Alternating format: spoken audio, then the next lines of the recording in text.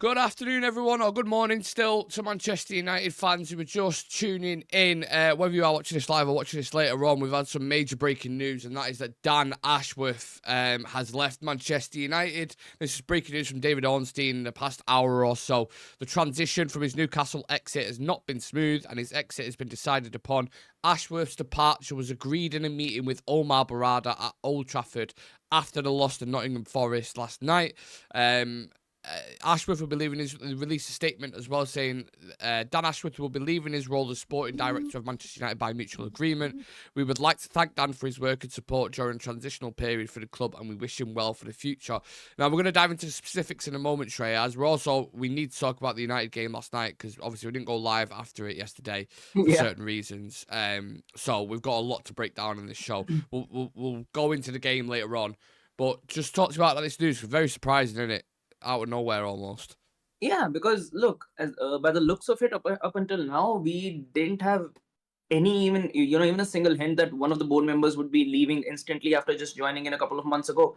And when it came to Ratcliffe, it looked like this is a guy they're bringing in with a long-term perspective, with someone who's going to be in and around the club for at least a couple of seasons or a good few years. Because with the way things were moving when we first heard about Ratcliffe, and with the kind of options that were available to United at that time as well, when we actually went in for Ratcliffe, when we went in for Ashworth, it looked like they do want this guy in, and they want him in a position where he can influence a lot of things when it comes to the transfer windows.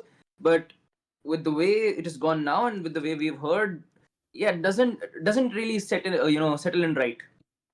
It's weird. I always feel like no matter what period in the season we're in with Man United, there's always drama or there's always something going on. Whether it's this situation at the moment, how long we spent chasing Ashworth in the first place to get him, and to barter with Newcastle to get him down, and then for him to leave after 5 months, paying the fee, all the emails that were going back and forth, all that kind of shit.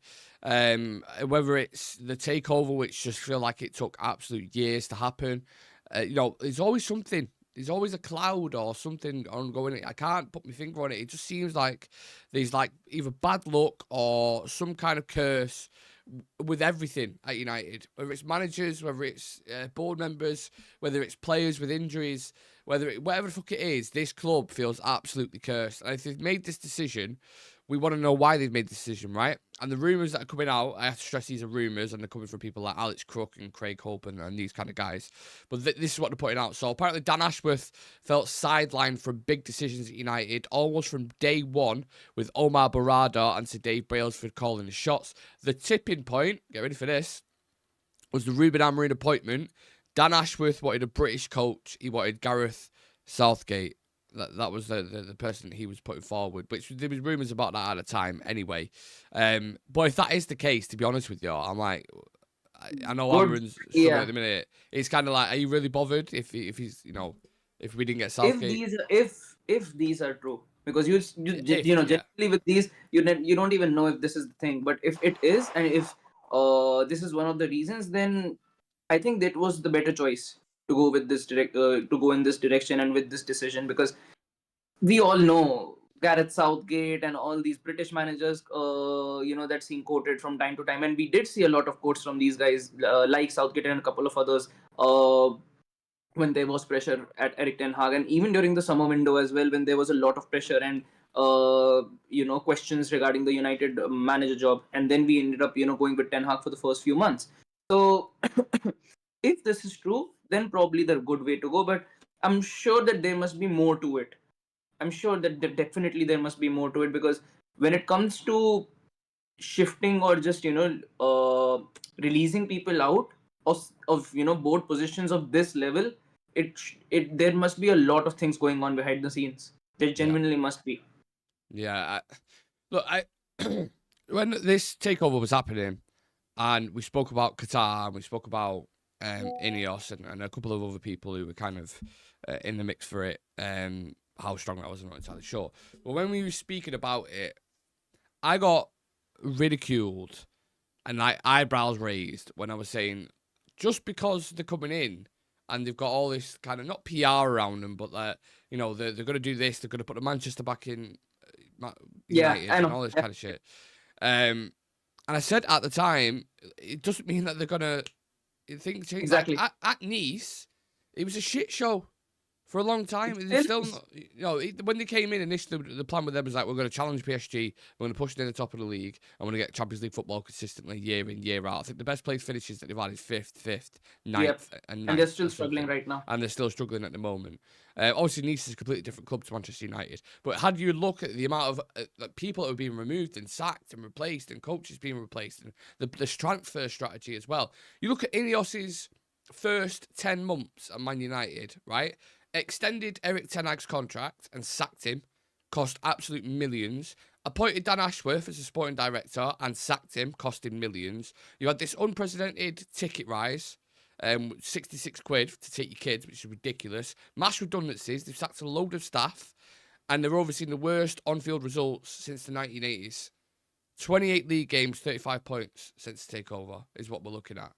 So it's not a bed of roses, I'm not saying that they're not going to get it right eventually, but I'm saying it's not been a walk in the park for them so far, has it, Shreyas? It definitely is not. And this is one of the things that was being mentioned a lot as well. And a lot of people on the channel mentioned it as well, that managing United and steering United out of the problems that United are currently facing is not a piece of cake. It's going to take a lot, and you need to be very smart, and you need to be very patient with it, with the kind of decisions you make. And the thing is, with a majority of the fan base, I would say this as well, they are ready to back INEOS and whoever it is actually steering us, but we need to see something that gives us that sort of credibility, that gives us that sort of confidence that even though it might be difficult to tolerate at times, it might frustrate you, but eventually maybe an year or a couple of years down the line, it appears to be smooth sailing. It appears to be something that you can be excited about. Right now, most of the fan base is in chaos because they genuinely don't know which way is this going to be heading. What is the long-term project? The long-term project that gets popped around a lot when United is being quoted. What is that long-term picture, and how are we going to be getting towards that long-term picture? Because right now, all we are seeing is, okay, we've been better in the transfer window this season.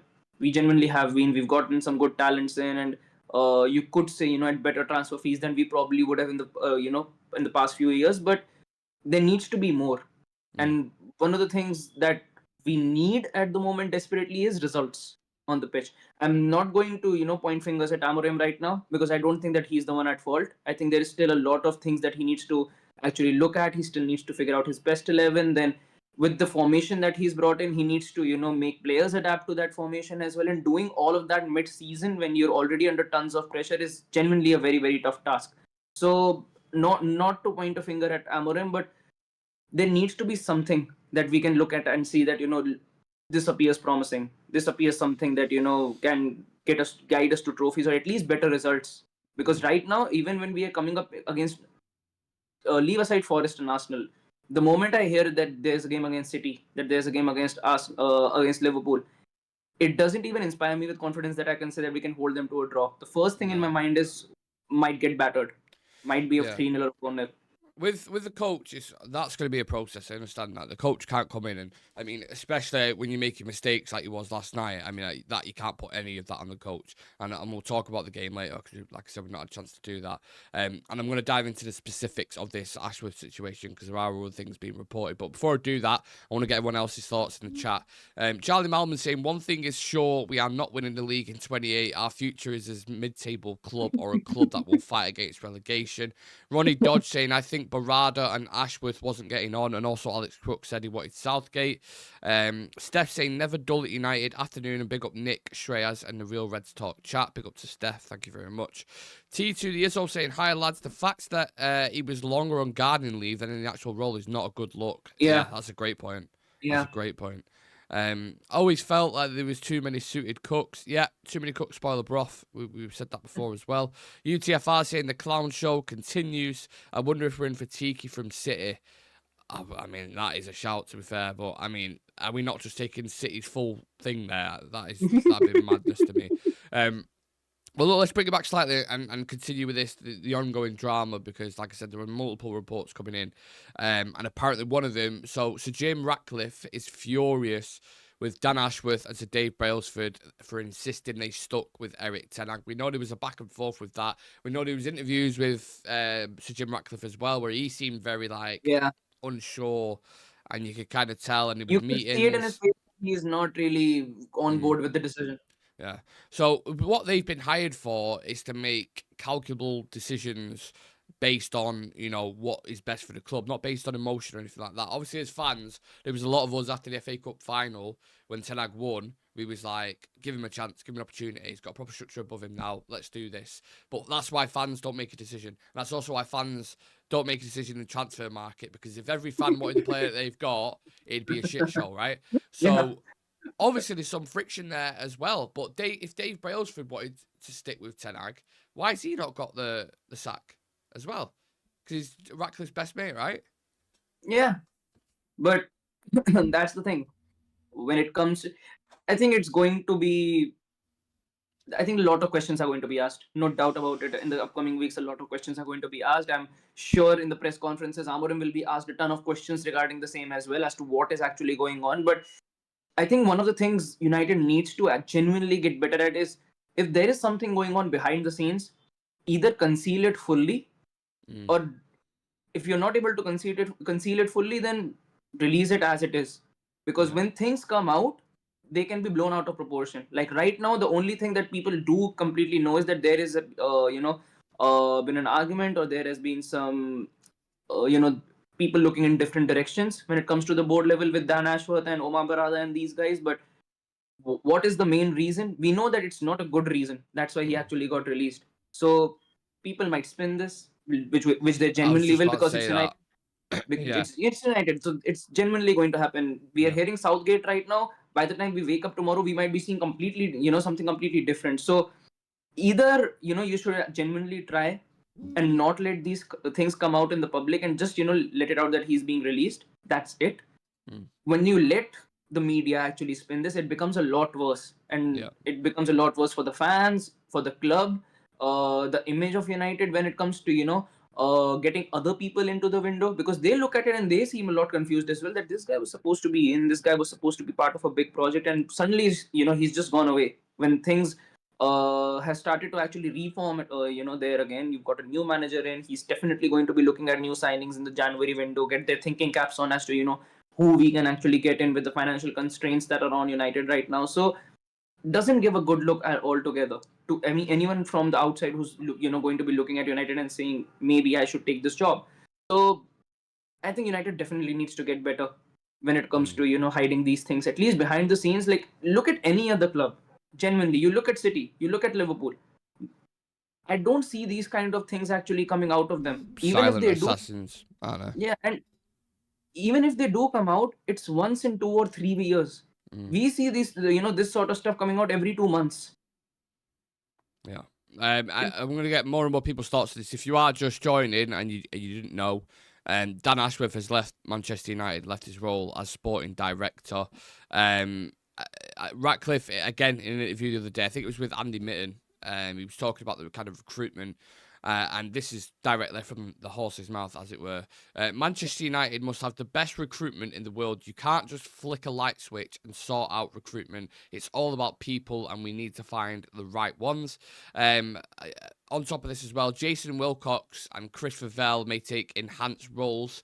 So Dave Brailsford and Jean-Claude Blanc are involved in recruitment, with Omar Berrada remaining a key voice in football and business decisions. He drove Ruben Amorim's appointment. So now it's like, it's a big kind of thing on your shoulders now for Omar Berrada to say, if this is your man, you got rid of a sporting director, a very good sporting director at that as well, to bring in this guy. And you're adamant, and you're putting people up like Jason Wilcox and Chris Favell. It's a huge decision to make, isn't it? Because it is. I mean, we're not going to find out really if it is the right decision or not for a long, long time, are we? Because this process, as you saw from the game last night, United are fucking miles off it, aren't they? They are, and it's going to take some time, and that is one of the biggest reasons why I've said it. On a lot of occasions, they need to back this manager fully. Like, they cannot even, let loose by even 5 or 10% when it comes to backing this manager. Because if this guy doesn't work out, it's going to cause a lot of trouble for them. It's genuinely going to cause a lot of trouble. This is their guy. They wanted him, and they wanted him so badly that they got it done within a matter of 24 hours. So they genuinely need to get this right. This is their person. This is the first manager that INEOS are bringing through the door. And if he is gone before, I would say, even a year, it's going to cause a lot of turbulence at United, which is unneeded. And I'm not even going to say that Amorim is not a good manager. Amorim is not someone who can carry the mantle or carry the pressure of this club, because he can. You can see how he comes across in press conferences. You can see how he fares up when it comes to dealing with the players as well. And they genuinely need to get this right. And I'm genuinely not sure that even the fans can take another manager change. They've been backing this process for quite some time. It's been a good 12 to 13 years that they've been doing it. Another time it happens, I'm not sure the fans are going to be on board with it. Yeah. Well, Amorim spoke after the game yesterday. He said it's a long journey. I can see what we need to improve as a team.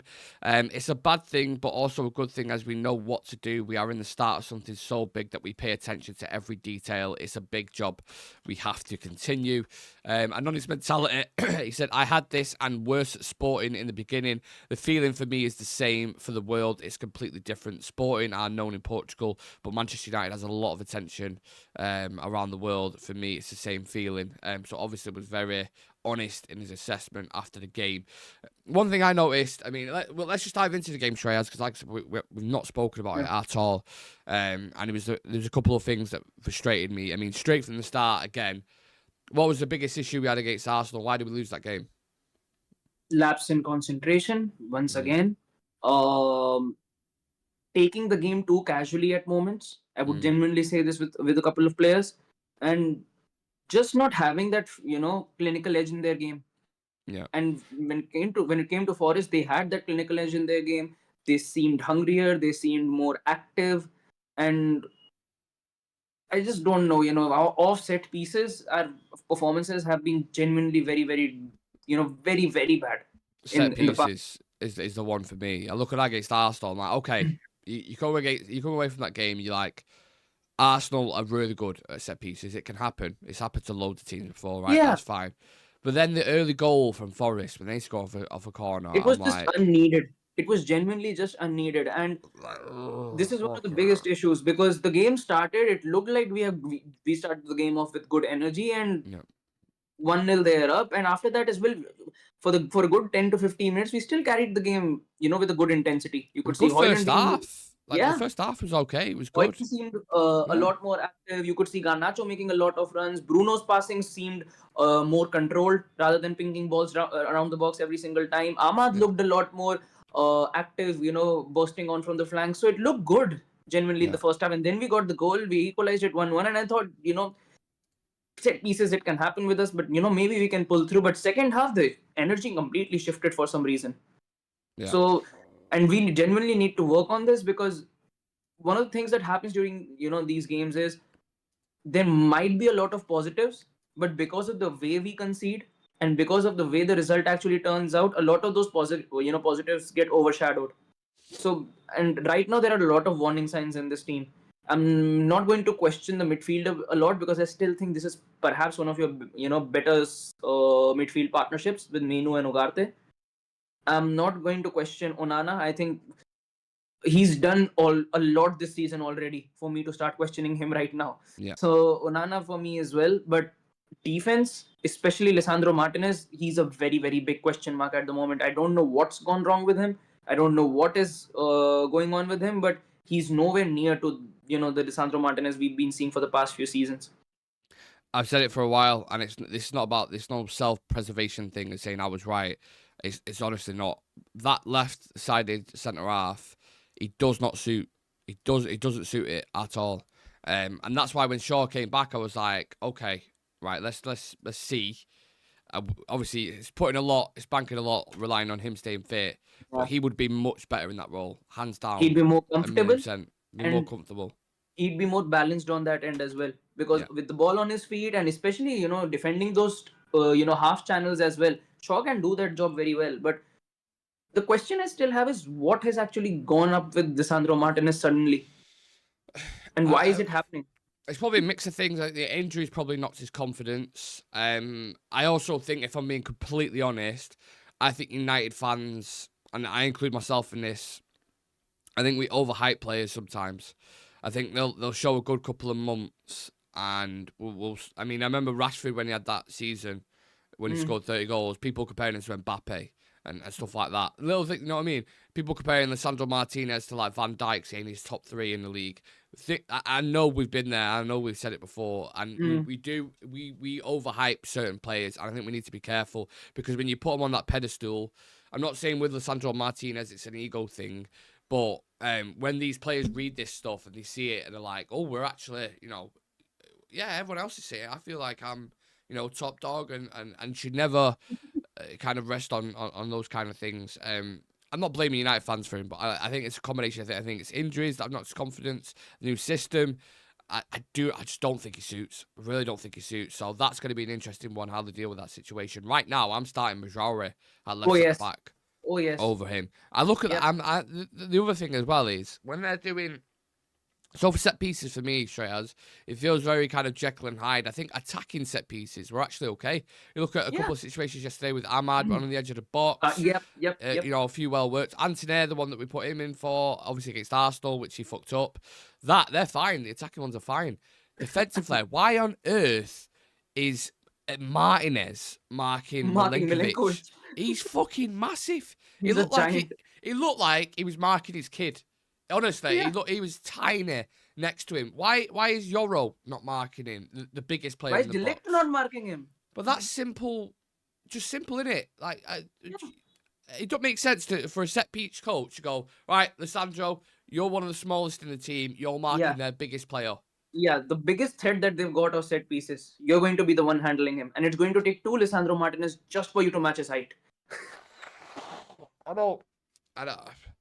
That was the big question mark to It's me. just disappointing. It's genuinely just disappointing at times, because you start these games, and when you concede of the first 2 minutes, and it's a team against a team like Forest, where you would expect United to turn up, where you would want that okay, the past 2 results might not have flown our way, but at least the performances have been a lot better than we've seen in comparison to his to the time under Ten Hag. But it just completely breaks the morale of the team completely when you concede like that. Yeah. The upsetting thing for me is this continued theme of like we're having moments of chaos, and because I look at the back post with Lisandro again. Why the fuck are you not clearing that? Why is he let it? How can you let that ball go in there? And then the goal that Gibbs White's got, Onana bringing like back his form from last season, which I thought was completely behind us at this point. This is the same thing that happened under Erik ten Hag. Players having moments of madness where fans are like, when it goes bad, everything just completely breaks apart. And Onana has perhaps been one of our best players this season up until now. If he's you been take one of that the Forest best goalkeepers in the Premier League. In the league, he has been, and I just don't know how it happens. Like you can look at this player, like take the name off and take the United badge off, and you just see him play, in the till that Nottingham Forest game, and you would say he's a very good keeper. He's perhaps top 3 in the league with the way that he's been playing, and then he concedes a goal like that. I genuinely don't know. And there were a lot of mistakes, but these individual mistakes have come to a point where they become group mistakes, and that's a big issue at United at the moment. Yeah, you can't blame Amorim for that, what happened yesterday, honestly. Because like I said, I thought the first half was actually quite fluid. Yeah. I was liking the movements and the patterns that I was seeing. I was like, okay, I know we can see the goal, but we can get back into this. I still had quite a lot of faith, just by the way we was playing. And then when players do that on the pitch, a coach can't do anything. And I remember saying the same thing with Ten Hag. I was like, yeah, look, we don't like his style. We don't like this. But when players are doing that, whether it's a mistake as a collective or they're doing it as an individual, you can't make up for that in a game. And when you get put like that Gibbs White shot, I'm watching it. And do you know what? Just before it as well, I was saying to my mate, he was like, oh, I know I was criticising Onana at first last because he was going in on him last year. And I was like, I get that. I completely understand it. But it's come better now. And just as he said that, Gibbs White hit the ball and he went through his legs and he went, oh, right. Okay, so there's obviously something still there that's it comes back to that curse again for me. There's something in the air at United. There is something just cursed. It's just everyone, players, coaches, everyone involved, the fans. It feels like there's a massive, massive job. Suddenly, I'm just looking at this team and going, look, we need a left back. We might also need a centre back. We might also need this. We might also need this. And I just don't know when we'll be near to that point where I'll go and say, we've genuinely got a complete team now. We've got a complete team now. We are ready to make that push now. But just every single time it just keeps getting pushed further and further away with every single match day. Well, we've had 2 storms in England today. One of them being the one that Amorim predicted when he was talking about there's a storm coming. He was, we got beat. Since he said that, we got beat 2-0 against Arsenal and then 3-2 against Forest. And Dan Ashworth has left. So he weren't wrong about the storm. And what's next? Weather storm as well we've had. I don't know if you're aware of that, but in Manchester, I know, big storm ongoing. So, a couple of storms for us, which is not nice to deal with. Let's see if he can navigate his way through it. Just before we go back into it, Shreyas, I'm going to read some comments out because there's loads. Sure. Let me have a look. T2 the Izzo, can anyone tell me why Brailsford is involved in football transfers? He's a cycling coach. Is a cycling coach really the best in class? I agree. Christopher Breen, maybe a difference of opinion between Ashworth and the new coaches as to who we buy and who we let go this Jan in summer. There was definitely a disagreement, 1,000,000%. For sure. We spoke about it before with Southgate and Amorim. And if that is the difference, then, like we said, that's fine. It's probably best to let him go if he's thinking Southgate's going to be the man. Good moments, bad habits, decision-making, ugly, untidy United. Spot on, Steph. That comment could get pinned because that's the best way to describe us. We're starting to see more and more who's got what it takes to play under Amorim, and the loss is getting smaller. Kobe, Ugarte, Maz, and Ahmad might have what it takes. Yeah, for sure. So sad to see this magnificent club having become a mid-table circus. I hope it can come back and be the club it was once. Yeah, me too. Forest beat the best team in the league. United are nowhere near that Liverpool team. In fact, we're way off the Forest team. Just one day I would want, any of you guys in the chat, can you just tell me what that United was? Because I have had the problem of not seeing that the minute I started watching these guys. It's just been all chaos. I was thinking last night after the game when I was a couple beers down, so I was getting in my feelings a little bit about United, and I was sat there and I was like, I've put up with so much shit for the past 10 years. Like, since Fergie's left, when we won the title, it's been nothing but shit after shit after shit. I mean, we've had obviously moments, Van Gaal, FA Cup, Mourinho, Europa League, all their night in Paris, couple of finals, Ten Hag, 2 trophies. We've had moments amongst it. But for the majority of it, it's been this, bad. What we're discussing now. It's just been bad. Negative. What the fuck's going on? This is United, and we're getting lower and lower and lower and every lower single in the time. Table. 13th in the league, and we're a third of the way through the season. 13th. That's like, people joke about it. Oh, imagine if we finish in the bottom half of the table. We might. You can. To see Man United there. He's correct. Fergie must be looking at it. He must be like, what the fuck has happened? What's going on?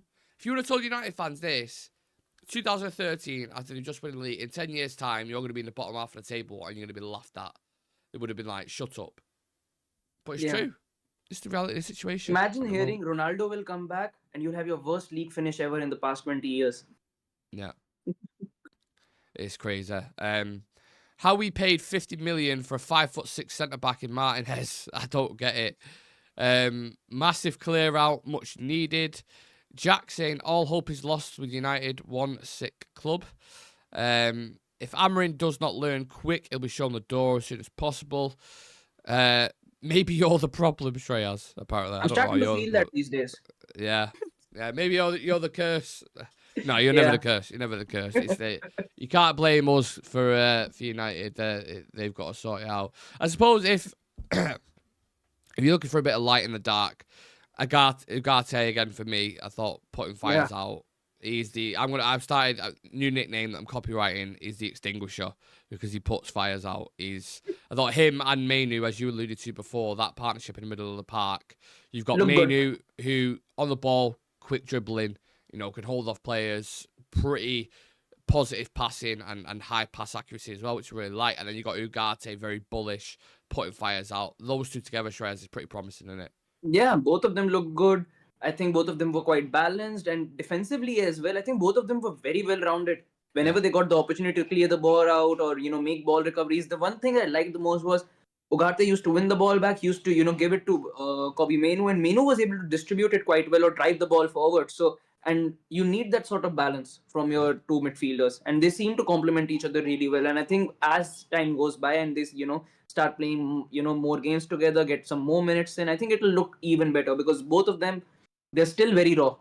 Mainu as well and Ugarte, both young, both very raw. So by the time they get to that level where they get polished a little bit, they look much better.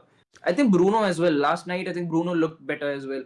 I think the goal he scored was absolutely fantastic, and apart from that as well, had a lot of influence over the game. Was in the first half as well, made some very good balls into the box, was able to cause a lot of trouble, but we've just been wasteful.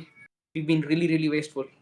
I agree with you on Bruno. The one thing I'll say about him, though, which it does wind me up, you need composure. When you're chasing a lead, you need someone with a clear head to guide you through the fog. I'm like, right, take my hand, let's go. When that second goal went in, he completely lost his head. Yeah, he is. If the house is on fire, sometimes you need someone to be like, right, we can get out this window, we could do that, we go through this tunnel, whatever it is, right? It's just a hypothetical scenario. He's the guy to go, oh my God, the oven's on fire! The oven's on fire! What are we going to do? Like, you don't need those kind of guys.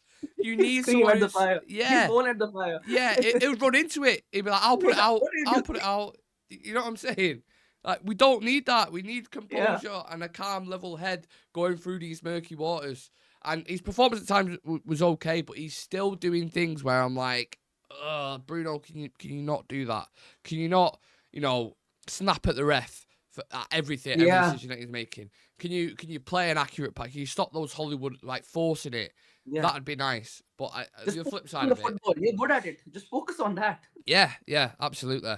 I think maybe take the captaincy off him. To be honest with you, I don't know who you give it to be honest, because there's a lot of young players who we're going to go forward with, like Ugarte, Mainu, Yoro, and all these guys. So I don't know who you would. I've not got an answer for that. But he does annoy me at times. There's only one person who's captained before in this team, barring Bruno. Select. The only one. With him just coming in as well. Yeah, that's a big issue. We made that mistake with Maguire, didn't we? And then we took off Maguire. Yeah. Look, he's not a captain, but he could be a future captain. Lenny Yoro, Shreyas, yesterday. I know United's defence, all of them had shaky moments at times, like really shaky. But for him, for 65 minutes, I think he played for, playing as I said, right side centre half, calm, collected. Didn't think, correct me if I'm wrong, I didn't see him put a foot wrong for the game personally. He was another positive in the storm, wasn't he? I think he is. And apart from that as well, he looked very good. Once again, he looked very good. He looked very promising. And I think his recovery pace helps out a lot with that backline. It genuinely helps out a lot in that backline because Lisandro is mobile, but he's not rapid.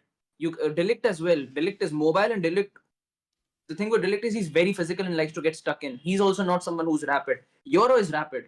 He's able to, defend those half channels. He's able to get into position once again the moment we lose out on the ball, which actually helps you out a lot when you're trying to play a high line. And I think he played quite well when it came to steering the ball out. He was able to play the passes into the channel right side by Ugarte, and Ugarte controlled the game really well. So once again, he's very young. He's only going to get better and better as time goes by. He's just an 18-year-old right now. 2 or 3 years down the line, he'll only be 20 and 21, and you've got a very big talent on your hands right now.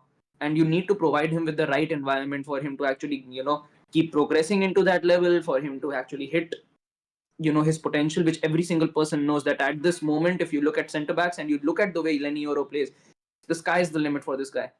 So you need to give him a good partnership. Whether it's got to be Mazraoui, De Ligt, and Yoro for the next few games, go with that. But provide him with the environment where he can play his best football.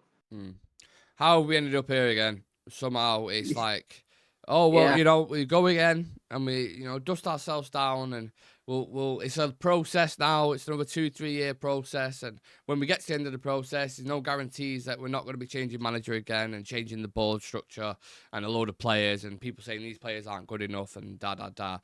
For me, just as kind of a leaving thought, and give us a leaving thought as well, I think I'm okay. I know Onana made a mistake last night, but Onana, Majraure, Yoro, Kobe, Ahmad, Ugarte are the ones I'm like, we can go forward in this Amorim era with those players. Rashford, Xerxes, Garnacho, maybe not Garnacho. I don't know. It depends how he develops his role. If he's he can still fare up. He's just 20. I think so. Yeah. I'll still give him time. Dallo, I don't know. He's another one who's got a lapse in concentration. For me, and the others, I'm like, I don't know. I don't think they could be part of a future, and that's tough because you're talking about 10, 11 players there. You can't just move them on like that. Yeah. But I don't think any of them are good to challenge near the top. Genuinely. If we go into, do you think if we don't sign anyone in this January window, United would be able to come in the top 8? I think finishing the top half of the table is going to be difficult. I do. Because the way we're performing at the minute, Everton was kind of a bit of a... I think we got ahead of ourselves there. But if you actually watch and analyse that game, we wasn't great. Everton for the first 35 Amorim said it himself, that there are us. a lot of warning signs in this game. We might have 4-0, but we made a lot of mistakes in this game. I think we're 13th now. You know who's next in the league? Who is? City, next in the league. Yeah. And I know the season they're having, but you can't tell me you're confident playing Man City next week. They can still batter us, you know. They've still got De Bruyne or Haaland. Of course they can. Of course they can. And that'd be the narrative that would then come out of that is, oh, it's a shit City team. I've just absolutely smoked you. I'm scared about the misfiring Phil Foden against United because I know he might find his best form against, United. Yeah. And then Tottenham away, Liverpool, Anfield coming up as well. The only saving grace is you're looking at that Victoria Pleasing game and you're like, well, they can reset there, they can win things there. It's a tough road for United. And you've got Bournemouth, Newcastle in between them. You got Newcastle away as well, I think, at St James's Park, potentially. So, look, to everyone in the chat, we're feeling the exact same as you. It's a fucking long road. There's a lot of players where there's question marks on the head. There's question marks around Manchester United with Dan Ashworth leaving, which is obviously massive breaking news earlier this morning. And the games are coming thick and fast, so there's nothing we could do. It's going to get worse before it gets better. That's just a fact. It's going to get worse before it gets better. Yeah. So the only question is how worse. How much more? Yeah. How much further down the table will we go? That's the big question. But we shall leave it at that. One, because my throat's in absolute bits and I'm struggling to get to the end of this pod just in general. But appreciate you joining me, Shreyas. Appreciate everyone in the chat who's taking time out of the day to come and give their opinion as always. Please do leave a like on the video for us before you head off and subscribe, which takes 2 seconds and it's free. We're on 8,763 subs. So if you do like the content and you do enjoy football, subscribe to the channel and we'll see you guys later on. Take it easy, everyone.